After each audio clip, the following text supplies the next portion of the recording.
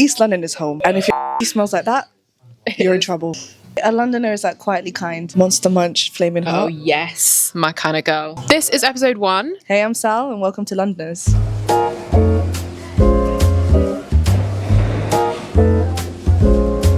Where do you call home? Home is an interesting one, actually. I mean, growing up, I think I had 3 different locations that I'm calling home right now. I grew up in the borough of Tower Hamlet, and that's where I spent a lot of my formative years. And I have a lot of wonderful memories, and they really did shape me and my childhood. And then me and my family moved to Barking, where I spent another chunk of my life, and that's where my parents are right now. And then now, obviously, I call Walthamstow home, because I've been here for the past few years, and that's been really wonderful. So yeah,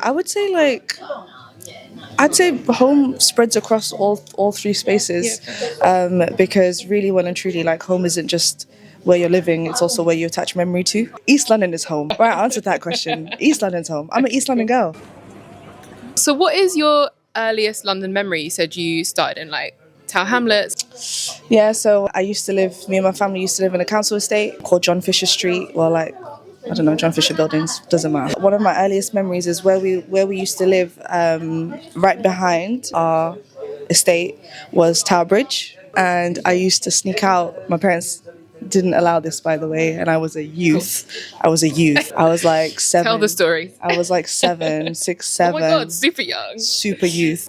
And I used to like sneak out and like make my way to Tower Bridge by myself. 7 years old is crazy. No adults, and I never used to tell my parents, and that was really cool. Like, it was really cool to kind of like, because where we used to live, we had Tower Bridge, and then we also had like St. Catherine Docks. For a young kid to be able to have those areas to explore, it was like a dream come true. That area is quite like industrial. It was like quite industrial. Yeah, way before it was like super popularized. It was in that it was still in that very nostalgic time of tourism. I don't know how to describe it. Yeah. But especially the docks really no one knew about unless you were like local to the area. So kind of to be able to explore that space, that was one of my like earliest memories, and I cherish it. That's a sick memory. What's the best thing about London for you? It sounds like a really like cop-out answer, but genuinely it is the diversity. I think that London has this really unique sense of community that I don't think that you can find anywhere else. I always deep this, especially when I go to when I travel, when I go to like different countries and stuff, especially maybe European countries. Yeah. Obviously, me being like a visible Muslim, it's very unique to me, but like I love to see like other Muslims. Yeah. Right? It makes you just feel comfortable. It's even in London, right? Even when you go to like a social event or whatever, you naturally draw towards people who look like you. Fully. Or who you feel like could have the same experience. Yeah. So when I go to like different countries, the way that I see like Muslims, especially Muslim women, especially visible Muslim women, it's so different, because here I could be coming back from a party at 11 a.m, 1 a.m. I'll still see a hijabi on the night train. Like It's just that moment of comfort. do you know what I mean? So it's like I could be anywhere, and I know that like I am adjacent to someone from my community, and so in that aspect, I find London really comforting. Yeah. And also just like culturally as well. Like I think we are always trying new things, wanting to like experience our creativity and manifest it in so many different ways, and I think that's what puts London on the forefront. Totally. What's the worst? Okay, so basically, I would say that as much as we speak also about the cultural capacity, let's say, of London, it has also a very unfortunate like consequence, byproduct of burning you out. It is indeed a rat race, and you feel the effects of that quite a lot. That's why like when I go on holiday, I realize, why am I walking this fast? Why am I walking this fast? Like, where do I have to be? Also, like, when I go to a restaurant on holiday, I'm like, why are they not, like, being quick with the service? Like, why is it not, like, hurrying up? And then you have to take a moment and you're like, you're literally in another country where this is not, like, the norm. It's not the norm. And it shouldn't be the norm here. We need to slow down. Do you know what I mean? But it's, like, incepted in us to move at a pace that is so unnatural. That actually causes anxiety. When I was younger, I used to think that it was like our superpower, like to be this like very on edge, like very quick, like with it all, like, city girl. But as I get older, I'm like, actually, that's not a sustainable way to live. Slow life, honestly, slow life is a long life. Yeah, the city has a very unnerving way of making you feel like you're running out of time. You double down on that as like, again, as a minority, as like, first or second generation immigrant, like it just adds pressure. It just adds this like pressure to succeed that sometimes again, is not sustainable. So I think these are the things that I've learned in the last like couple of years about myself, because like I said, when I was younger, I was a city girl. I was like, yep, totally. London's my hometown. Yeah. I was literally exactly the same. Do you know what I mean? I'm never gonna move. I'm never gonna leave. I'm never gonna I never want to experience anything else. Like this town has it all. But as I get older, I'm just like, actually, it was minus. It was like 1 degree the other day. Why am I not seeing sun? Why am I glorifying this? I want to touch grass. I want to be a nature babe. And when I was younger, I really wanted to like be in the corporate space, and I really wanted to like climb the ladder and work in like a Liverpool Street and like bank and all that sort of stuff, and like come out these big shiny buildings and skyscrapers. And when I was younger, I used to deem that as like success for me and what success looked like. But actually, like that is dare I say, like capitalism brainwashing me. Give my life and my soul. Yeah. For what? For what? No, bun that. Bun that. How would you describe London to an alien who's just landed? I would describe it as the first words that come to my mind is like, it's a sharp city. I like that word to describe London. It's a sharp city. Yeah. You gotta have your wits about you. Gotta be quick with it. The alien will probably be like, what? There are bare knives? And I'll say yes, also. The bare knives. Yeah. Your phone will get stolen. Yeah. Alien, please look out. Keep your phone close in your pocket when you're using it. Go to the side. There's nothing like white bread and butter. What the hell? Elite. Getting onto transport in London, what's your favourite tube line? Victoria Line. Victoria Line eats down every single time. The only annoying thing about the Victoria Line, first of all, Victoria Line gets you from places like Walthamstow. It is quick. It's so accessible. Yeah, that I'll give you. It gets you to Oxford Circus in like crazy 16 minutes. Crazy. Come on. Like door to door, I can get from North East to South London, Brixton. In like literally 30 minutes. 30 minutes. Yeah. All the stops along the way, I'm hitting Green Park.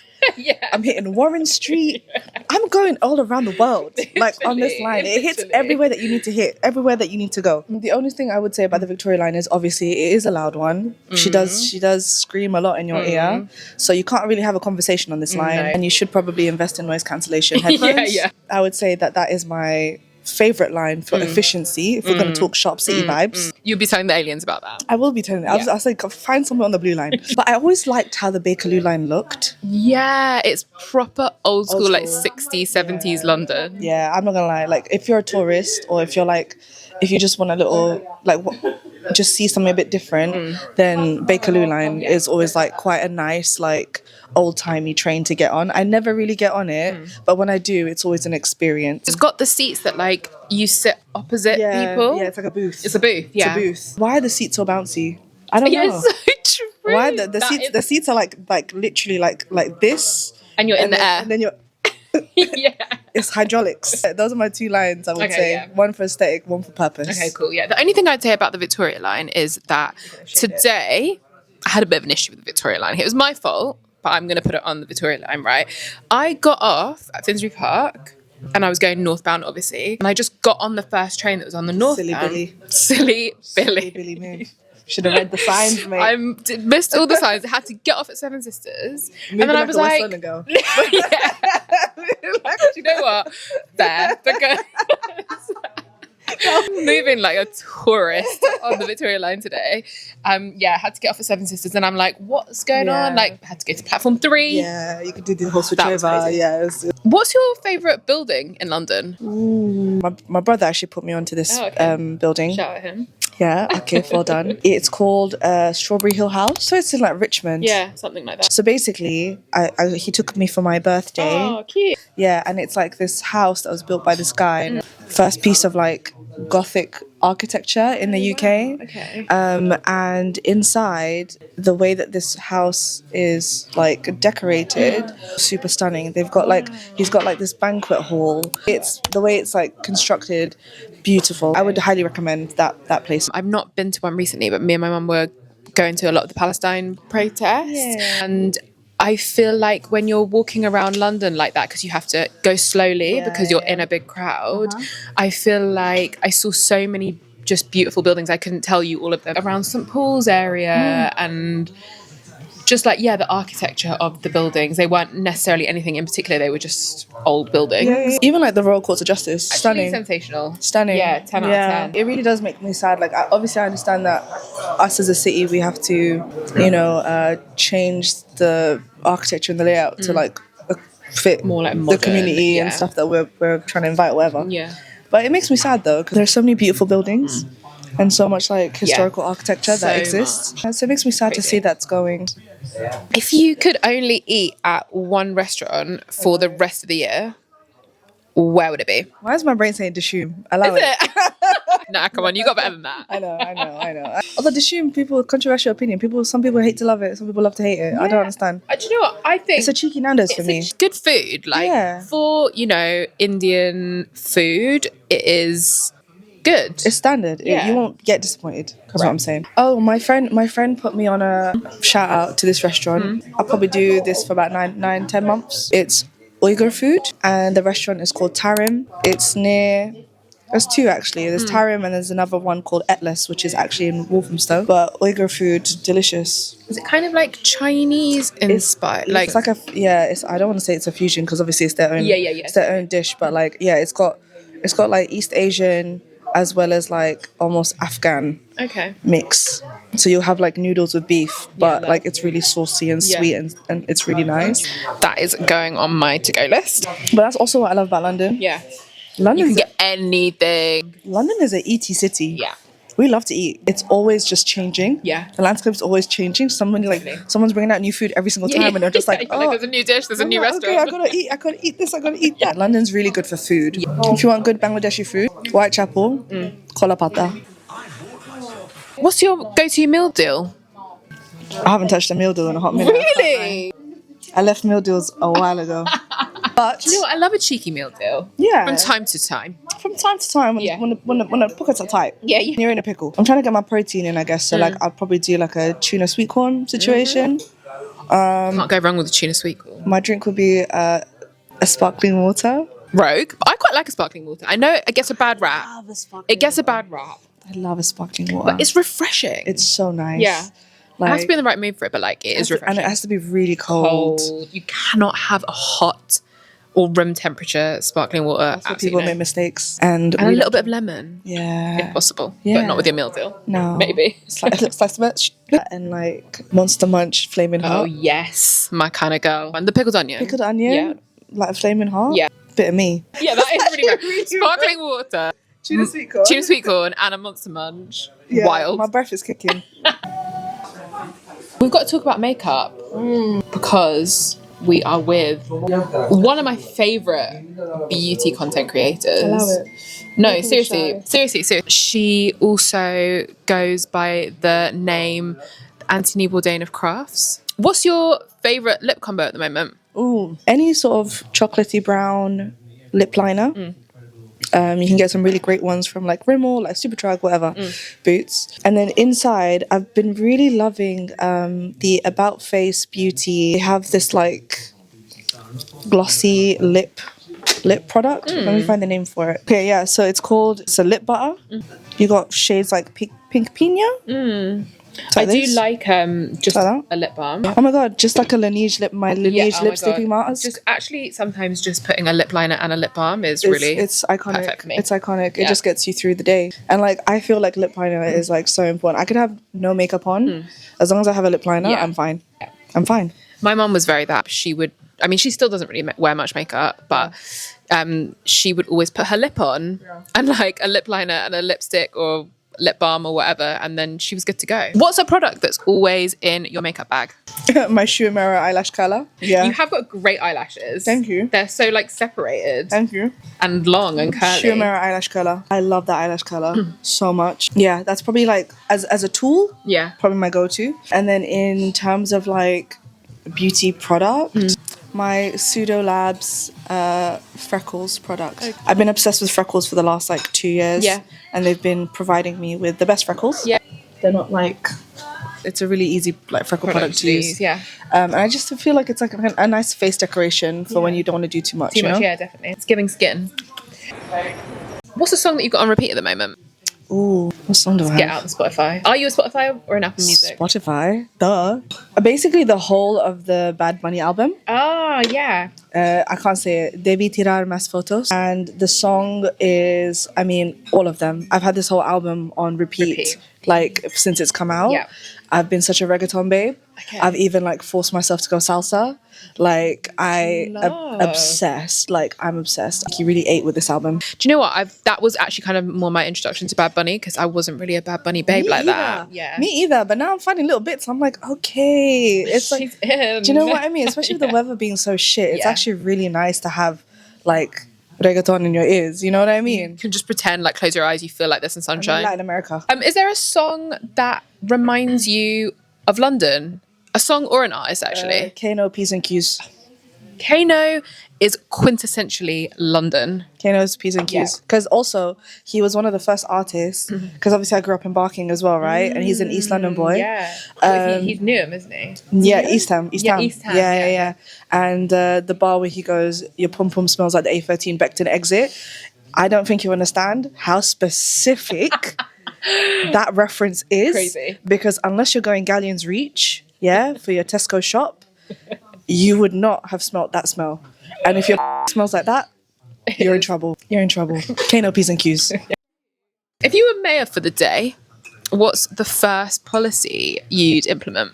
Free public transport. You ain't got to pay nothing. All the gates will be open every single time. Just free. She said free. I'm so sorry, but this is actually going to show my age, but let's go back to the times when buses were 40p. Oh, damn. 40p? 40p, single.